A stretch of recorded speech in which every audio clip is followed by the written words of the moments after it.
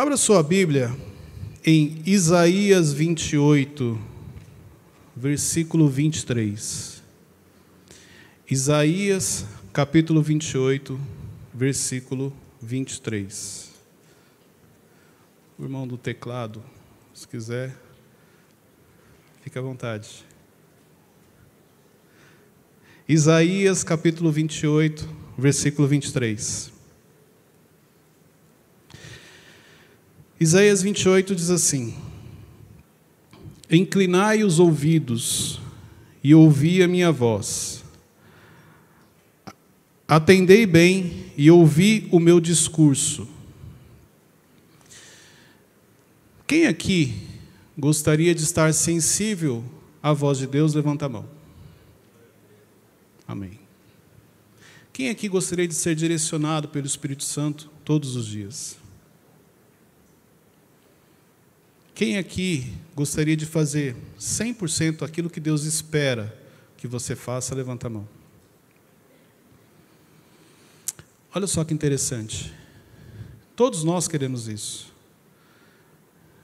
Por que isso não acontece como deveria? Por que você tem clareza sobre isso? Você sabe o que você quer, mas na prática nem sempre isso acontece.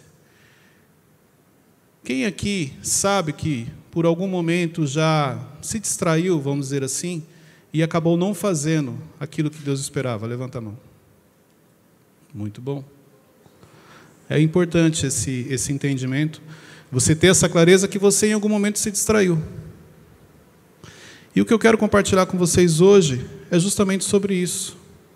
É sobre as distrações. Porque no nosso dia a dia, é muito fácil a gente se distrair. No nosso dia a dia, você não precisa de muita coisa para você se distrair diante daquilo que você se propõe a fazer. Eu não estou nem falando diante daquilo que Deus gostaria que você fizesse, diante daquilo que você se propõe a fazer.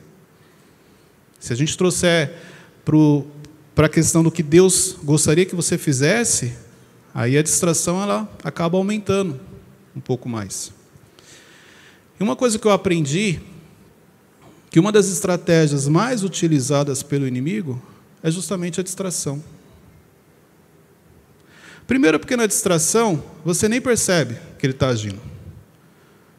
Muitas vezes você se distrai e não tem a percepção que aquilo foi algo que ele fez para poder te desviar daquilo que você se propôs a fazer. Olha só, se ele te atacar, você consegue identificar, sim ou não? Muitas vezes sim. Se você tiver um ataque espiritual, se você tiver uma sensibilidade, você percebe que você está sendo atacado, que ele está te atacando, que as coisas estão acontecendo. Quando você é atacado, o que você faz? Primeira coisa que você faz quando você está diante de um ataque do inimigo, o que você faz? O que você faz, gente? Ora, oração. Que susto. Tem gente que falou, não, fico com medo. Não, calma. Você ora. Você busca oração, você faz um jejum, você entra num propósito, porque você percebeu. Você vai para a igreja. Aqui não. Pelo rosto de vocês eu percebo, vocês estão sempre aqui firmes. Mas tem gente por aí que só vai quando o inimigo aperta. Vocês acreditam? Não é o caso aqui. Só em olhar eu já vejo. Mas por aí tem muita gente assim. Na hora que o inimigo aperta, ele corre para a igreja. E a distração é justamente o contrário. Porque você não identifica o que está acontecendo na sua vida. E eu quero compartilhar com você aqui 7 tipos de distrações que acontecem com a gente no dia a dia e a gente não percebe. A primeira delas, oportunidades que você entra que não era para você ter entrado. Mas, Cleide, você não tem noção. Era de Deus. Estava tudo certo. Você precisa ver. Tudo redondinho. Tudo foi encaixando. Não, não foi tudo encaixando. A vontade era tão grande que aquilo acontecesse que você não se atentou aos detalhes. Essa é uma das maiores distrações que tem. Você entrar em algo que não era para você ter entrado. uma oportunidade que aos seus olhos é de Deus. Você só esqueceu um detalhe. Você não perguntou para ele. Você foi lá e fez. Claro, Cleiton, estava tudo muito claro. Não tinha como. Eu nem lembrei, porque na hora que eu percebi, eu entrei e falei, é de Deus. Glória a Deus. E não era uma distração. Outra distração. Pessoas que você se conecta no seu dia a dia e que te distraem, te desviam. Tiram seu foco. Te levam para outro caminho. Colocam sementes na sua mente que você nem percebe que está te distraindo. A pessoa vem com aquela voz doce. Vamos ali comigo. Não, vamos ali rapidinho. Você vai gostar. Quando você olha para a pessoa, você fala, vamos, um homem de Deus. Fala de Deus a todo momento. Toda hora tem um versículo. Acontece isso também. Então você tem que estar muito atento às pessoas que você se conecta no seu dia a dia. Assim como nós falamos aqui no final, Deus coloca as pessoas certas nos momentos certos da sua vida para fazer a diferença, para te ajudar. Mas é Ele quem coloca, e não você que puxa. Então, você precisa ter muita atenção. Por quê? Porque as pessoas que convivem com você, elas influenciam nas suas decisões. Exemplo, quem aqui veio hoje a convite de alguém? Levanta a mão. Glória a Deus. Olha quanta gente. Da mesma maneira que você veio ao convite de alguém, isso quer dizer que alguém influenciou você a estar aqui, você poderia estar em um outro ambiente por influência de uma outra pessoa, como já aconteceu. De você estar em ambientes que depois você percebe e fala, o que eu estou fazendo aqui? É a influência, é a distração. É você não estar atento. Terceira distração. Dizer que você tem um problema grande para resolver, sendo que esse problema é apenas a porta da promoção, da mudança de nível que Deus está propondo para você. E porque você está distraído, essa porta que é a promoção para o próximo nível, você fala que é um problema. E se é um problema, o que acontece? Você fica chateado, você fica preocupado, você fica triste. Quem aqui tem problema? Levanta a mão. Quem aqui tem muito problema? Continua com a mão levantada. Quem aqui já passou do muito? Cleito, você não tem noção como está a minha vida. O irmão levantou as duas e balançou ainda. Cleito, sou eu. De Deus, eu senti agora, falou comigo. Será que eu tenho realmente muito problema? Ou eu estou inserido em um processo que eu estou amadurecendo a cada dia? Que eu estou crescendo a cada dia? Deus está me forjando a cada dia. Cleito, mais dói. Claro que dói. Crescer dói. Você não sabia? Crescer dói. E quanto mais rápido é o seu crescimento, quanto mais rápido é o seu processo, maior é a dor. Mas se você não tiver o entendimento que essa é a porta para a sua mudança de nível, você começa a enxergar como um problema e você pode paralisar e ficar bloqueado diante da oportunidade que Deus colocou. Diante da preparação que Ele te inseriu. Quarta distração. Gerar expectativa em cima de coisas que não vão acontecer. Mania que você tem de gerar expectativa em cima de coisas que não sei de onde você tirou que ia acontecer. Não, mas eu senti, Cleito. Você sentiu errado, não era isso. Expectativa lá em cima. O que acontece quando você gera expectativa em cima de algo que não vai acontecer? Na sequência vem o quê? Frustração, está vendo como você sabe? Se entregou, já fez isso. E a sequência da frustração vem o quê? Vamos ver se você sabe. A desistência. Olha que interessante. Me distraí, gerei expectativa, me frustrei, na sequência desisti. Abandonei algo que Deus tinha pedido para eu estar fazendo. Parei de ajudar uma pessoa que Deus tinha colocado no meu caminho. Porque gerei expectativa. Falei para ela mais do que devia, achei que ela já estava nesse nível, e ela me frustrou.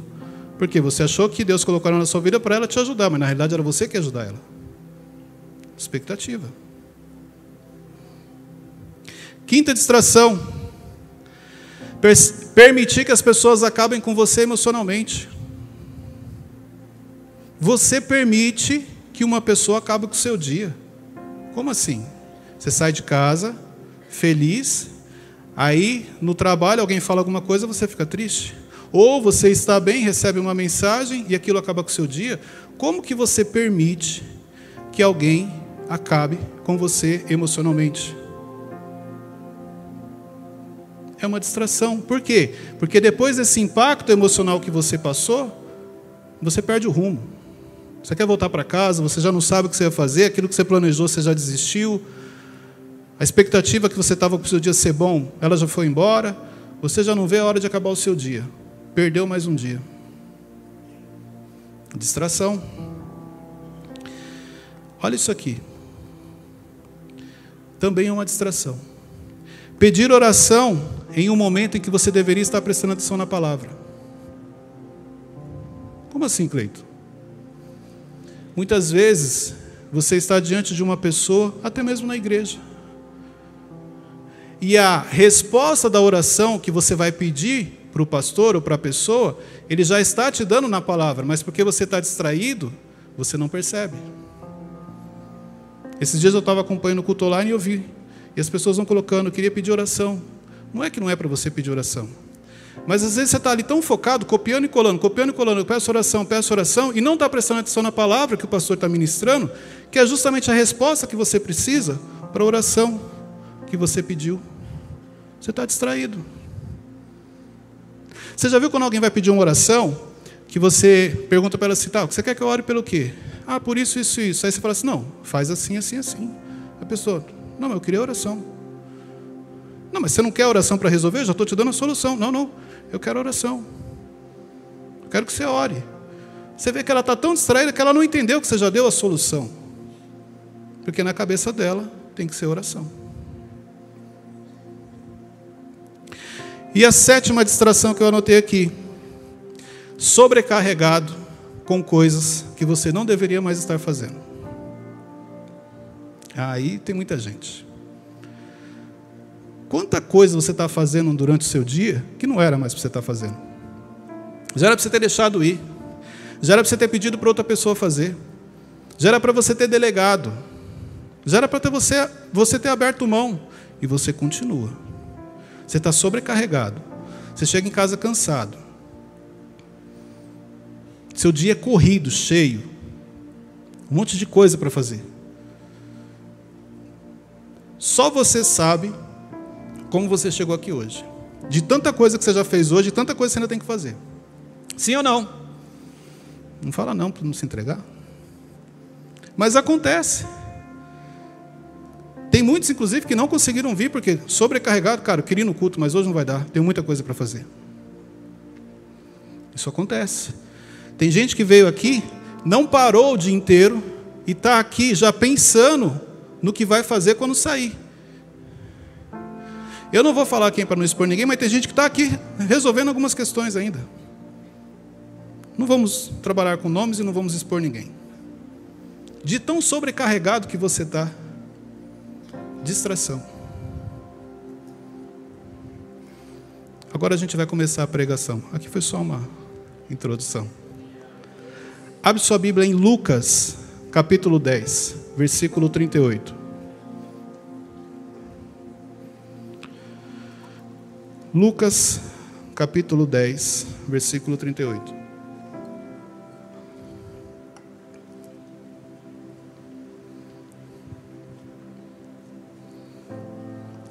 Lucas, capítulo 10, versículo 38. Antes de ler, deixa eu explicar algo para vocês aqui. Cleito, por que a gente se distrai com facilidade? Por que das sete tópicos que você falou aí, 7 coisas que você anotou, pelo menos umas 3, 4, 5 já aconteceram comigo? Porque muitas vezes você não tem clareza do que você vai fazer. Você não tem clareza para onde você está indo. Por isso que é muito fácil alguém chegar e te distrair, às vezes não é nem por maldade. Quando você está focado em algo, pode ver, é mais difícil tirar o seu foco dali. Porque você está focado. E quando você está focado? Quando você tem clareza do que você quer. Quando você tem clareza de onde você quer chegar, quando você tem clareza do processo que você está passando e que você precisa sair dele. Por isso que a gente se distrai. Porque nem sempre a gente tem esse entendimento e nem sempre está claro o porquê estamos fazendo algumas coisas. Uma pessoa que ela está sobrecarregada, é nítido que ela não tem clareza. Tanto que ela continua fazendo coisas que já era para ela ter parado de fazer. Já está em outro nível, já está em outra fase. Isso aqui já não é mais para você. E ela não percebe. Mas olha que interessante essa passagem. Lucas 10, 38. Eu vou ler na versão NVI para vocês. Caminhando Jesus e os discípulos chegaram a um povoado, onde certa mulher chamada Marta o recebeu em sua casa. Maria, sua irmã, ficou sentada aos pés do Senhor, ouvindo-lhe a palavra. Marta, porém, estava ocupada com muito serviço, e aproximando-se dele, perguntou: Senhor, não te importas que a minha irmã tenha me deixado sozinha com o serviço? Dize-lhe que me ajude. Respondeu o Senhor: Marta, Marta, você está preocupada e inquieta com muitas coisas. Todavia, apenas uma é necessária. Maria escolheu a boa parte, e essa não lhe será tirada. Quem é você nesse cenário? Maria ou Marta? O seu dia de hoje, a sua última semana, você pode falar que você tem características de Maria ou você tem características de Marta? Diante do comportamento de cada uma. Qual é a reflexão que você faz diante desse texto? Mas eu vou te ajudar, facilitar para você. Eu vou falar características de pessoas que se comportam como Maria. Mas o que me chama a atenção aqui, Lucas estava dentro desse contexto, nessa situação? Sim ou não? Lucas era discípulo de Jesus? Sim ou não? Espera aí que agora eu ouvi alguém falar assim. Lucas era discípulo de Jesus, gente? Lucas não era discípulo. Lucas não estava neste contexto. E o que me chama a atenção é que essa passagem somente Lucas escreveu. Nem Mateus, que é atento aos detalhes, provavelmente tinha um perfil analítico, ele não se atentou ao que aconteceu ali. E isso aqui alguém contou para Lucas, para você ver o quanto essa situação impactou a pessoa, e a pessoa teve entendimento do que aconteceu ali. Porque essa passagem ela nos ensina algo muito importante, que eu vou compartilhar com vocês. Mas antes, eu queria compartilhar características de pessoas que são iguais a Maria. E aí você vai verificando se alguma delas parece com você. Só parece assim, de longe. Se identificar, não precisa dar uma segurada. Não precisa falar nada, não. Cleiton, acho que eu conheço alguém que tem essas características aí. Não precisa falar quem é, não. Mas vamos lá. Características de pessoas iguais a Marta. Não percebe que estão diante de autoridades. Então, pessoas com essa característica, quando ela está diante de uma autoridade, de alguém relevante, de alguém importante, ela não percebe. E ela simplesmente continua fazendo suas coisas. Cleiton, mas o que muda quando você está diante de uma autoridade, de uma pessoa importante, relevante? Muda muita coisa. Se você está atento, você começa a observar. O comportamento dessa pessoa te ensina muito. O que ela fala te ensina. A linha de raciocínio que ela segue te ensina. Dificilmente você está diante de uma autoridade, de uma pessoa relevante, e você não aprende com ela. Só tem um jeito de você estar diante de uma pessoa assim e não aprender. Quando você se comporta como Maria. Como Marta, desculpa. Outra característica. Está mais preocupado com os afazeres do que com as pessoas. Está mais preocupada com o que ela tem que fazer do que com quem está no ambiente inserido. Será que no seu dia a dia tem alguém que está precisando de uma palavra, tem alguém que está precisando de uma direção, tem alguém que está precisando de uma ajuda, tem alguém que está precisando apenas de um abraço? mas por você estar tão preocupado com o que você tem que fazer, você simplesmente não percebeu que essa pessoa precisava de um abraço. Com a cabeça cheia e focada nos nossos afazeres, a gente não percebe que as pessoas estão precisando de uma direção. Outra característica, andam sempre sobrecarregadas. E olha só que interessante, ela anda sobrecarregada e mesmo assim ela quer fazer tudo. Você vê, ela não tem condições de pegar mais nada, porque o dia dela já está cheio. Mas se você pedir algo para ela, ela fala que vai te ajudar. Ela fala que vai fazer. E ela continua sobrecarregada. São perfeccionistas. Uma característica aqui. Pode ver que Marta está incomodada, porque as coisas não estão saindo do seu jeito. Porque as coisas não estão tudo em ordem. Porque na cabeça dela, estar em ordem aqui é o seguinte: se ela está fazendo as coisas, Maria tinha que estar ajudando. O perfeccionismo, daquela coisa de você estar sempre cobrando o outro. Além de perfeccionista, é controladora. Você viu o que ela fez? Jesus, e aí? Eu estou aqui trabalhando, como é que faz? Ela está aí, ó. E só eu trabalho? Ó, querendo ter o controle da situação. Sabe a pessoa que você está assim sossegada? Não sei se acontece aí. Maridos? Olha ali. Já mandou um fala a Deus. Eu sabia que Deus ia falar hoje.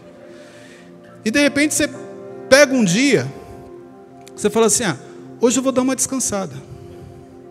Mas a descansada do homem não é aquela coisa o dia inteiro sem fazer nada. É aquela coisa assim, eu só quero sentar, ligar a TV e ficar aqui, ali, assistindo. E aí, não sei se acontece com vocês, mas imagina essa cena. Eu sento, ligo a TV, falo, vou assistir um filme. Aí você percebe a hora que a pessoa passa. E a pessoa passa e dá aquela olhadinha assim de lado. Você percebeu, olhou de lado, já era. É só questão de tempo, ela vai voltar. E aí, você só percebe a pessoa voltando. A pessoa fala assim, o que você está fazendo?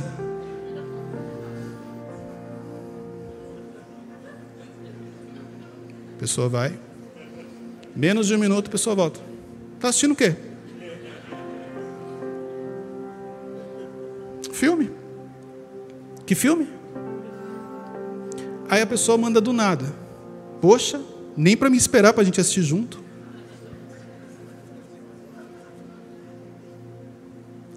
Alguém já passou por algo parecido?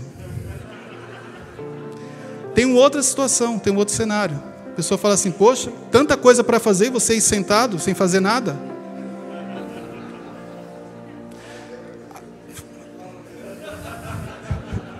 A pessoa, por quê? Porque é como se ela quisesse controlar. Não, como assim? Não estou dentro da minha... Não está planejado você ficar aí sentado assistindo enquanto eu estou fazendo as coisas.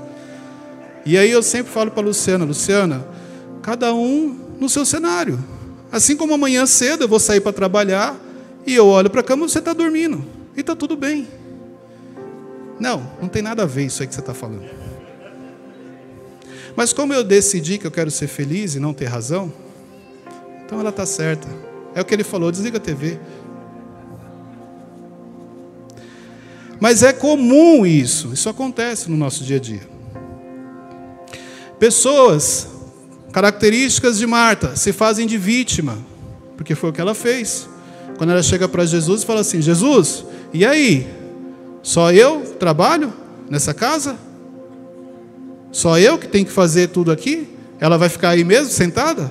Se fazendo de vítima. É comum. São inquietas. E tem um detalhe aqui. Muitas vezes pessoas com características como Marta, elas querem fazer tudo para agradar as pessoas. A necessidade emocional que ela tem de agradar a todo mundo faz com que ela entre, que ela fique com essas características.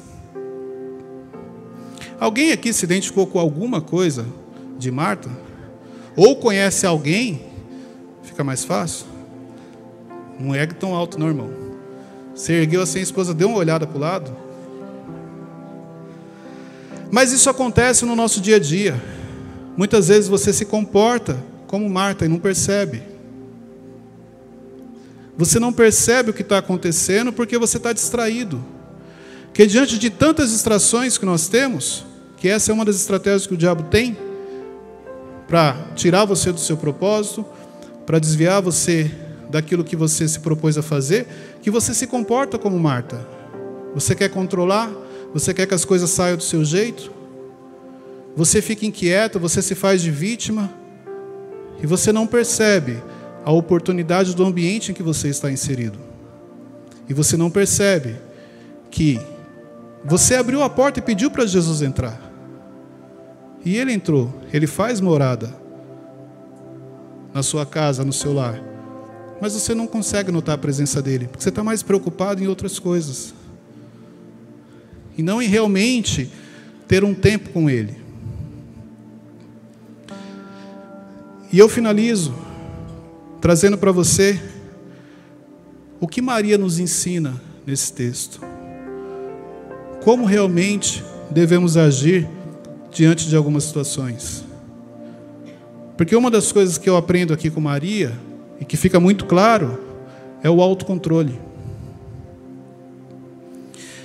O texto fala de alguma frase de Maria? Não. Não. Quem fala de Maria é Marta. Mas ela tem um autocontrole que diante daquilo que está acontecendo, ela não fala nada. E como que eu sei que ela não falou nada? Porque se ela falasse, estaria ali. E de repente Marta se levantou e falou: que desaforo, quem você está pensando que você é? Então Jesus levantou e falou: não, calma Marta, calma Maria. Seria isso. Jesus ia falar para Maria: dê outra face. Não precisou. Porque o autocontrole fez parte ali naquele momento. Outra característica de Maria, que ela nos ensina, é o poder do silêncio. Através do autocontrole dela, ela permanece em silêncio. E ela evita um conflito. Ela evita estragar aquele momento. Ela evita que, diante de um momento tão importante que é receber Jesus na sua casa, virasse uma discussão entre irmãs. Não, ela permanece em silêncio. Quantas vezes você deveria ter ficado em silêncio e você não conseguiu segurar? E você falou. Falou no momento errado, depois se arrependeu. A questão aqui não é você falar no momento errado e depois você se arrepender. A questão é que você se arrependeu e não pediu perdão. Você sabe que você errou. Você sabe que você não deveria ter agido daquele jeito. Aí você fica contando historinha para você. Não, mas eu falei daquele jeito porque eu estava quieto e ela chegou e falou. Um erro não justifica o outro. Você já identificou que você errou. Não importa o que a outra pessoa fez. Você precisa pedir desculpa, você precisa pedir perdão. Porque você não teve o autocontrole naquele momento. Outra coisa que Maria nos ensina, ela valoriza o conhecimento.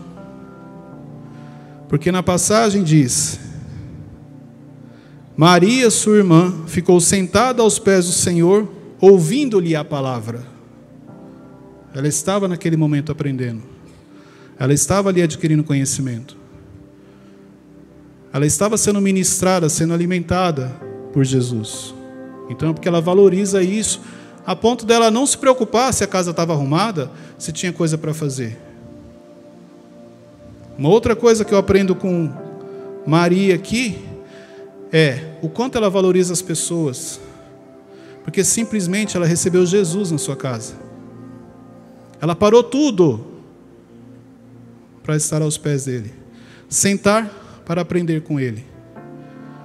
O quanto você valoriza as pessoas na sua vida e na sua casa. O quanto você, depois de um dia cheio, onde você trabalhou muito, quando você chega em casa, você valoriza o momento com os seus filhos, o momento com a sua esposa, o momento com o seu marido. O quanto você valoriza isso? Porque você pode falar assim: não, Cleiton, se fosse eu também agiria igual Maria. Eu estaria sentado ouvindo Jesus. Pois é. Mas não tem a ver com Jesus, muitas vezes. Tem a ver com você e sua família. Você e seus filhos, você e sua esposa. Eu acho que é muito difícil na cabeça de uma criança, o pai que chega em casa ou a mãe com a cabeça cheia, depois de um dia de trabalho, e vai fazer alguma outra coisa, pega o celular, vai assistir, não importa o que seja, mas não dá atenção para a criança. E você vê que ele dá sinais, ele faz de tudo para te chamar a atenção. Mas o que eu acho que realmente é difícil para a criança entender é que quando chega alguém, um convidado, para-se tudo para dar atenção. E a criança, o seu filho que está com você no dia a dia, muitas vezes você não valoriza. Por quê? Porque a gente entra no automático. Porque a gente está distraído. Então, o quanto você realmente valoriza as pessoas que Deus colocou na sua vida e as pessoas de valor que realmente você tem na sua vida. Maria nos ensina muito sobre isso. E o último aprendizado aqui com Maria, ela sabe a importância de Jesus na vida dela. Então, naquele momento, não tem nada que seja mais importante do que ele estar aos pés do Senhor. Não tem nada que vai impedir ela de estar aos pés do Senhor. Mesmo com todo o levante, vamos dizer assim, Maria, brava, falando, ela não quer saber. Ela sabe a importância do que ela estava fazendo. Ela sabe o quanto aquilo muda a vida dela. Ela sabe, diante de tudo que ela pode conquistar na vida, mas nada supera você estar aos pés do Senhor. O quanto você tem se prostrado aos pés do Senhor? O quanto na correria do seu dia a dia, você tem parado 5 minutos para trancar a porta do seu quarto, trancar a porta de um banheiro, trancar a porta de uma sala, dobrar o seu joelho e se prostrar. Que seja para agradecer, que seja para pedir uma direção, que seja para te dar o discernimento que você precisa diante do cenário que você está inserido. Na nossa correria do dia a dia, e Jesus fala isso, porque Jesus fala para Marta, Marta, Marta, você está preocupada e inquieta com muitas coisas. O quanto Jesus está nos ambientes que você frequenta, mas você não nota a presença dele. Quantas vezes será que você falou, Senhor, me ajuda, e ele está do seu lado, e você não notou a presença, porque a cabeça está cheia. E você não se atenta que tem coisas que você está vivendo hoje, que é fruto de uma oração que você fez. Quando você falou, Senhor, eis-me aqui. E aí ele, eis-me aqui, ele muda todo o seu contexto. Quando você faz uma oração que aparentemente é simples, quando você fala assim, ó, Senhor, seja feita a tua vontade na minha vida.